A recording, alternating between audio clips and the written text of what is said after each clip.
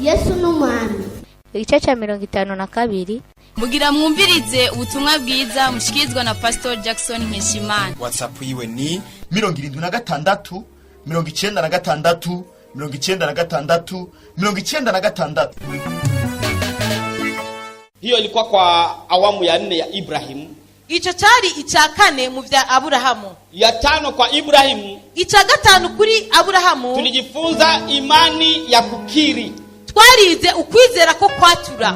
Tulisoma Mwanzo 22. Twize Itanguriro 22 mstari wake wa 7. Igice cha 17 ambapo Isaka alimuuliza babake Ibrahimu. Aho Isaka yabaza se wiwe Aburahamu. Akamwambia baba, mbona naona moto? Amwaza ati papa, ko mbona umuriro? Ninaona kisu. Nkabona imbugita. Ninaona makuni. Nkabona inkwi. Sasa mwana kondoo iko wapi? Mbega intama iri hehe? Ibrahimu akakiri kwa kinywa. Aburahamu araturisha kanwa kiwe. Bwana ataleta. Avuga ati Imana irazana. Aliposema Bwana ataleta, amaze kuvuga ngo Imana iraza kuzana. Na kumbe Bwana akaleta. Byukuri Imana irazana. Na tulisema kwamba katika kinywa chetu kuna depo. Twavuze yuko mu kanwa kacu hariyo depo ya nguvu y'inkomezi na vitu vingi ambavyo tunaweza tukaviumba. N'ibintu byinshi cyane dushobora kurema. Na tunapotoa neno, iyo dusohoye ijambo, tunakuwa tumetoa moja mwa vile vitu ambavyo tunavyo. Tuba dusohoye kimwe muri vya bintu dufise.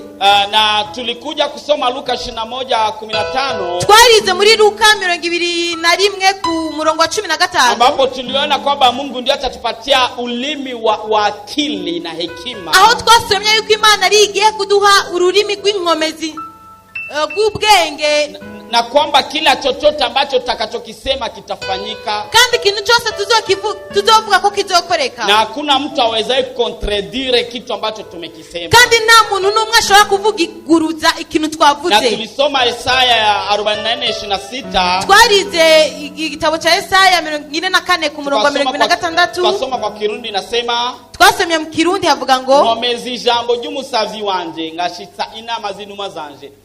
Ninakomalisha neno la mtu wangu au serviteur wangu. Nkomeza ijambo ry'umusavyi wanje, na ninakomplire kila ambacho amesema mbele ya wakati. Kandi nkashitsa kije kintu aba yavuze imbere y'igihe. Bwana sifiwe sana. Amen. Na jana tulijifunza, ejo twize, utaona utukufu wa Mungu kupitia kukiri. Urabona ubwiza bw'Imana biciye mu kwatura. Haleluya. Amen. Nimemaliza yote. Sindabihejeje byose. Mtu ambaye akwa siku hizo sana anapata hata kidogo pale. Umuntu wese atara hari iyo misi yose ntarose na dukei. Leo tunajifunza ya 7. Uno musi turiga ikigira ndwi. Ambia ndugu yako 7.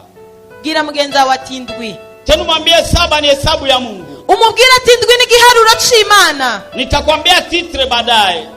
Ndakubwira umutwe w'amajambo hanyuma. Afitiye Yesu mukinga zatiwe ariba ibyiza gusa endaje nazumutima.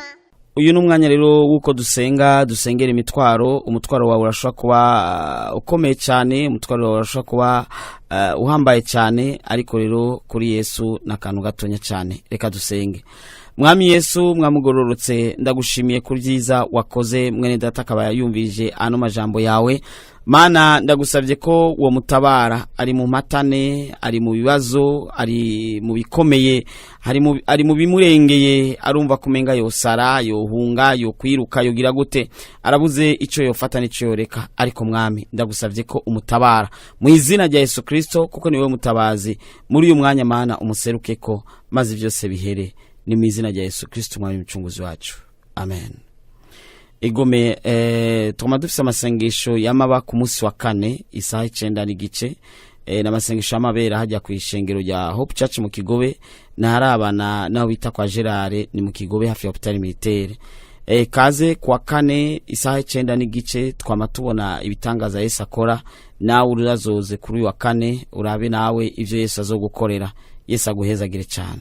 muhejeje kumviriza ubutumwa bwiza mushikirizwa na Pastor Jackson Nkeshimana. WhatsApp yiwe ni 79 57 14 29. urashobora kandi no kubusanga kuri Facebook yiwe canke YouTube yiwe. ukaba wahezagiwe burungikire n'abandi.